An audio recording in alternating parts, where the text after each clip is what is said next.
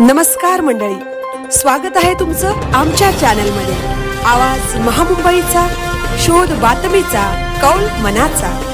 चला तर मग आमचे चॅनल लाईक करा, शेअर करा आणि सबस्क्राइब करा।